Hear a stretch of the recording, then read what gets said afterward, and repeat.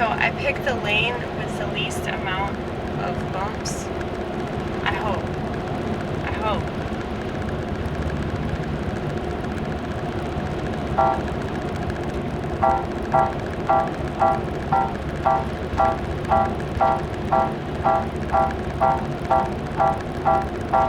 So,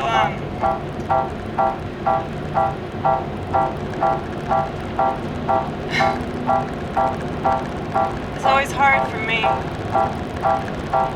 to say all the things that I say with impunity when no one's listening.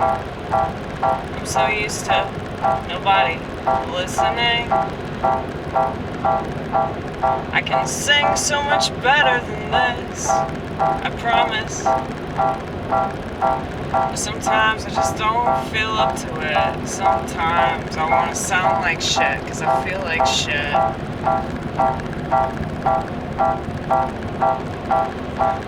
Amerihahahaha is all about the surface. Hahahaha.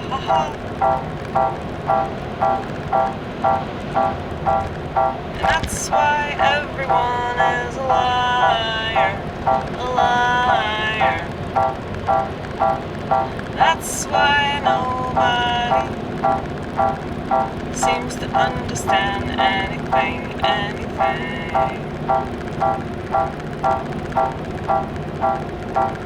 What are they drawn from?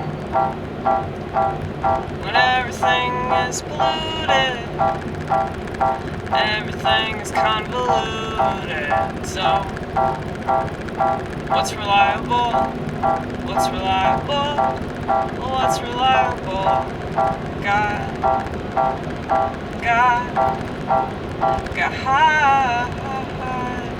That was terrible. That was a horrible representation of what he's capable of. Okay. God. Sorry, y'all.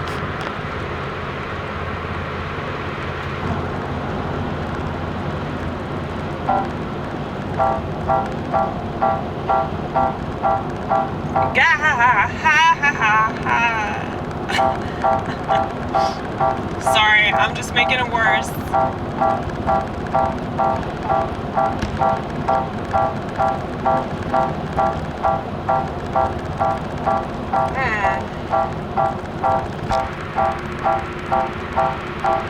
But you know, I was thinking about comedy.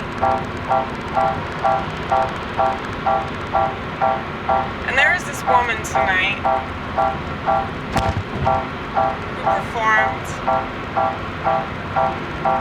and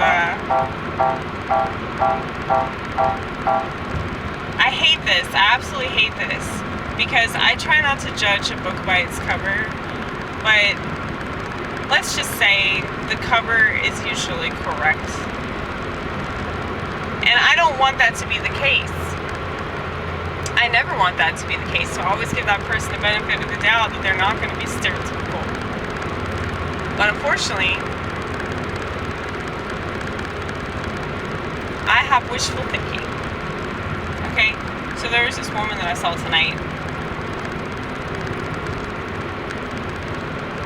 who looks so much like Molly Ringwald. And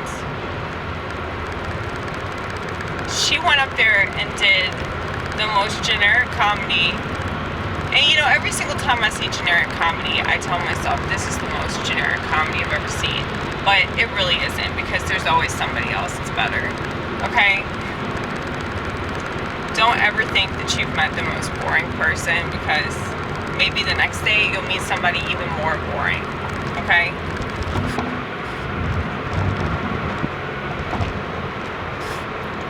But she just went up there and said typical white liberal woman shit. Now, I will say this about female comics.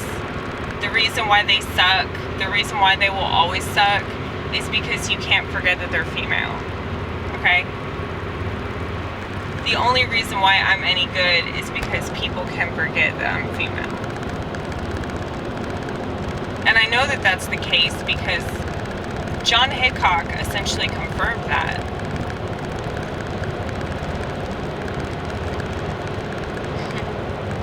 That's so funny, though. That is so fucking funny.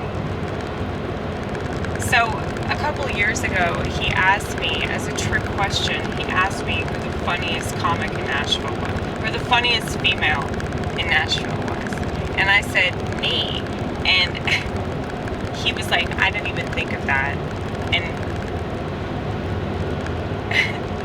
I didn't understand at first, because I thought that he was like being an asshole or something. But then when I was driving home, I realized that like he didn't even think of me as a woman. You know, because female comics, there's such a negative trope, or what, I don't really know what the correct term is, but it's not good to be a female comic. It's just really annoying, because automatically, like, people like don't want to watch you, because it's like, okay, women are like narcissistic for no reason. They're like arrogant for no reason. It's like, if you're gonna be arrogant, you have to be fucking interesting, you know? So I know that I have that going. So at least there's that, especially because I'm not attractive. But like, this woman, I'm trying to be nice, okay? But it was just so bad. It was so typical, you know, like, I'm gonna say all the politically correct things that I'm supposed to say, and I'm gonna target certain people in the audience to make them feel real uncomfortable, because that's what I'm supposed to do as like a white liberal or something. And then of course she talked about ass. She talked about eating ass, which is really, really awesome. I love it when everybody talks about that. But yes, what else?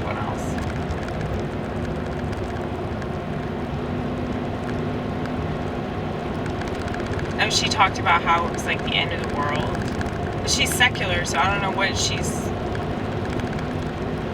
fixing to do to prepare for that, you know? And I know it was funny, it's like me, when I saw her, I was like, I bet she has a dog. She has 3. She said, my dogs are my husband. Imagine that, a woman that has decided to be with her dog. So her dog is the only person that can put up with her. That's what that means. That's why people choose dogs. And though I understand, I really do, and I really love dogs too, so I'm not knocking dogs. This ain't anything against canines, okay? It's against people that are so lame that they have to have something there all the time to validate them, okay? Like, I love animals. I love having pets, but they're a nuisance, and they're not necessary. So many people think that they are, but the reason why they think they're necessary is because they haven't worked on themselves. If they worked on themselves, they would be, you know, like a potential mate for somebody. But people don't know how to have a relationship with themselves, and if that's the case, then how are they going to be able to bond with anybody else? Naturally, they're going to choose a pet, because the pet isn't going to offer them any kind of constructive criticism. And you can lie to yourself and say like, oh, I'm doing good because I'm taking care of an animal. You know those people. Can barely walk their dog.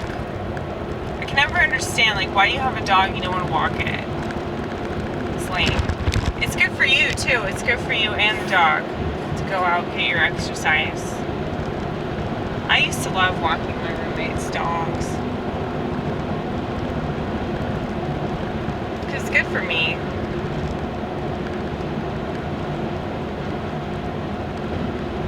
I just don't understand, like, all these people, they have so many solutions, and, like, they just keep choosing the problem, you know?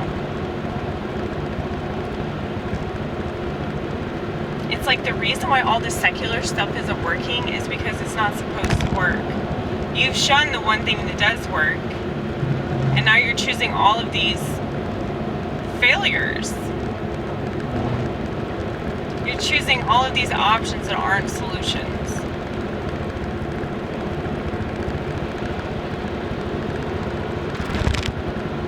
And that's why they're not working. But I did notice something really cool tonight. I noticed there are like a growing number of comics that are talking about God. It's men. It's dudes and me, okay? So 2 black dudes tonight talked about God. 1 white dude talked about God. His whole set was about God because he's a pastor's kid. And then I did some jokes about my faith. And I know my friend Carolyn, she does jokes about God as well. But I think it's one of these things where, like, people don't think it's possible to be able to write jokes about something like that and actually make it palatable, you know? Especially if people aren't on board with religion.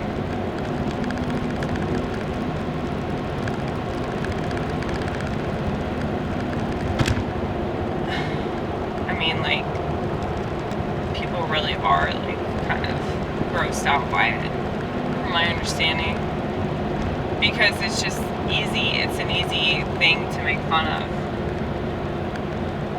because you think you're, like, punching the institutions. No, you're not. You're not, like, punching the Vatican. You're not punching the Vatican. You're not punching the Jewish media. You're not doing that shit. Like, just trying to make it cool to be a fucking heathen that doesn't have any appreciation for, like, the things in your life that God has done for you, you know? And that's not cool at all.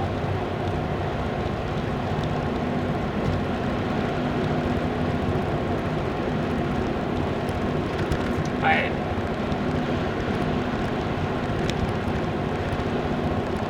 you ever, like, wonder, like, why that phrase came out? Like, to say something is cool means that it's in, means that it's, like, popular or whatever.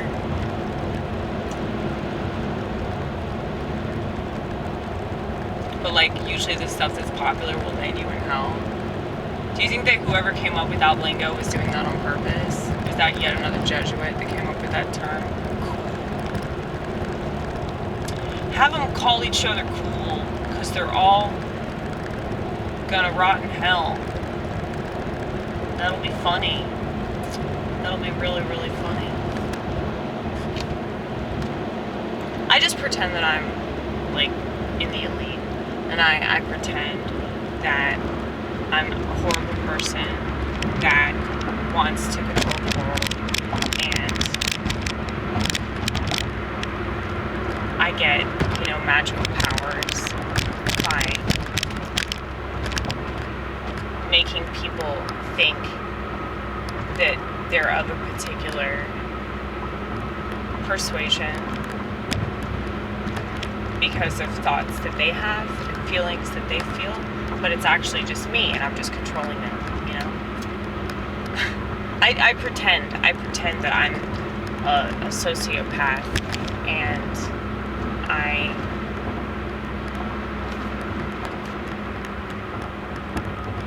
am messing with everybody's equilibrium all the time, and their energy is totally being manipulated, all because of me. See? A lot of people don't want to do that. They don't want to pretend to to be somebody that would do something like that. But that's why you suck. And that's why you'll never figure out how to win. Because it is a lot like the movie Face Off. Like, you just have to, you know, take your face off and... That is the laziest title for a movie. It is. It really is, though. It's funny.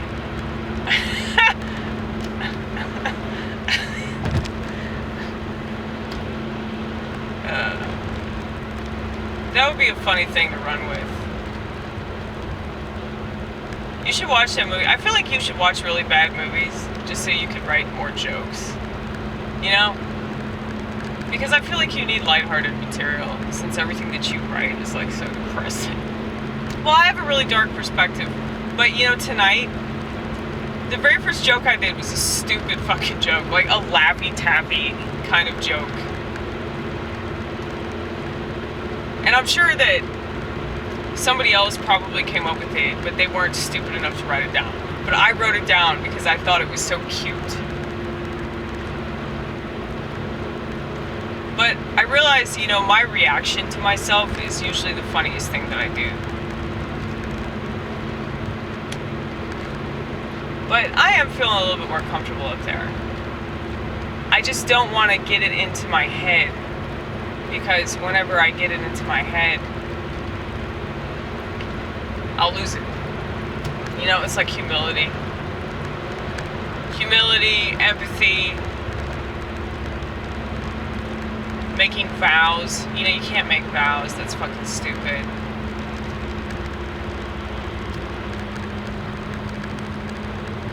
Like I said that I wasn't gonna smoke again. I totally smoked last night. I don't even know, like, what prompted it exactly. I think I was just like... Found some weed. Oh yeah, I did find some weed. Like, the thing is, I had weed already, so it's not like, oh, I was tempted because I found weed, but, you know, any excuse, damn it. Yeah, you're right. Any excuse, that's true. So yeah, I'm quitting. Like, right now. I feel like that's not something unsafe to quit. No, it's not. Yeah, quitting.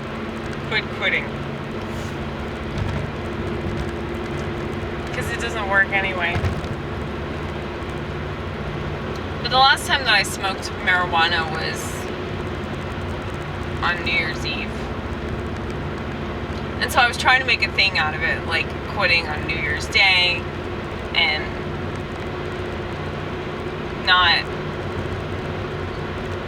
allowing that to be part of my life anymore. And I feel like the more I try to put limits on myself like that, the more likely I am to, like, rebel against my own self-imposed rules. So it's like, if the rules make sense, I'll try to follow them. But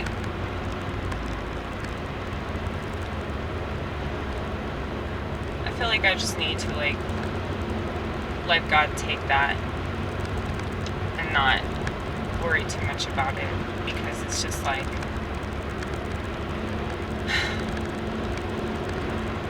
I feel like I'm exhausting myself with all of these things. And it's not just that. It's like, I always ask myself the question anytime that I struggle with something, what is this really representing? You know, because there's usually some underlying problem. So what am I not dealing with?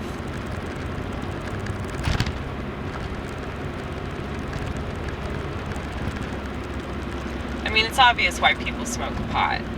I'm not the slightest bit surprised or, like, upset with myself for smoking weed, because, like, it's weed, so it's understandable.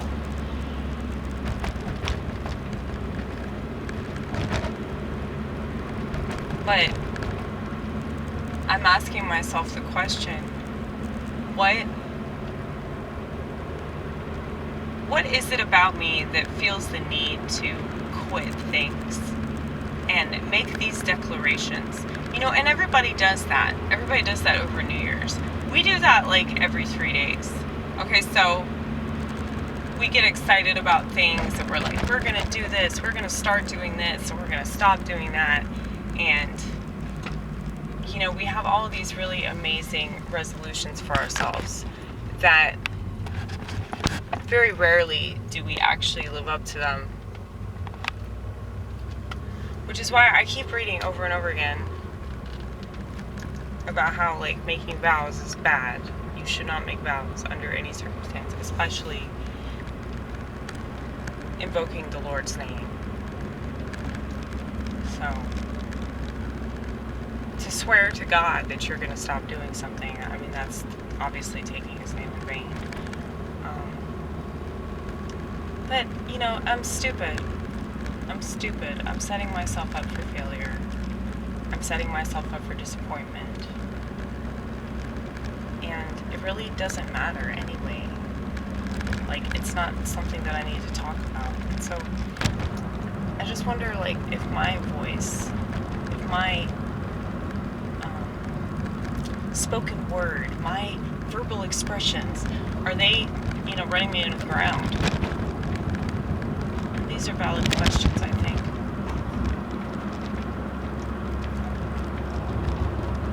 Should I just never talk again? But, I mean, I wonder this a lot, like,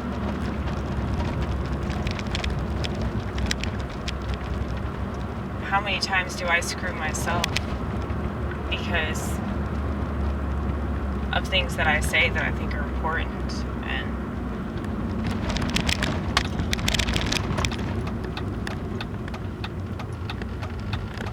I put too much weight on certain things and not enough weight on other things. And it's frustrating. I wish that I could get my scales right, but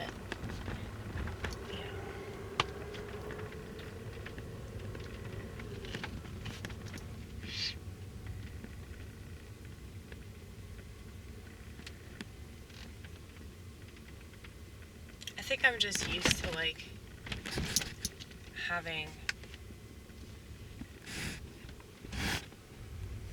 anxiety over all these things that I'm, like, making up in my mind.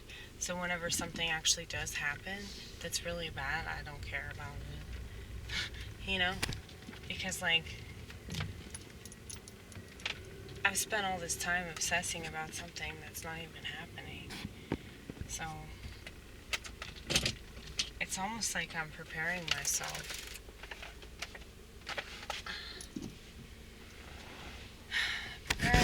for something truly horrible that I can't stop obsessing about. And I've been obsessing about it since I was a kid. I don't know. Sometimes I just think that I'm seeing the future, and that's why it's so painful.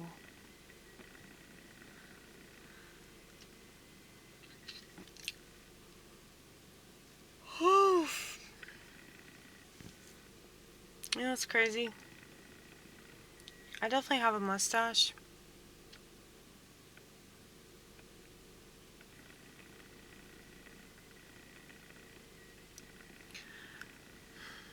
Is it wrong that I don't mind? Should I be worried about it? Should I try harder to be feminine? Am I a bad person because I'm not concerned about that? It's just not important to me, you know? Having compassion is the most important thing.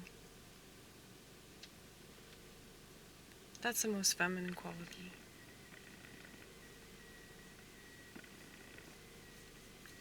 But people obsess about the material.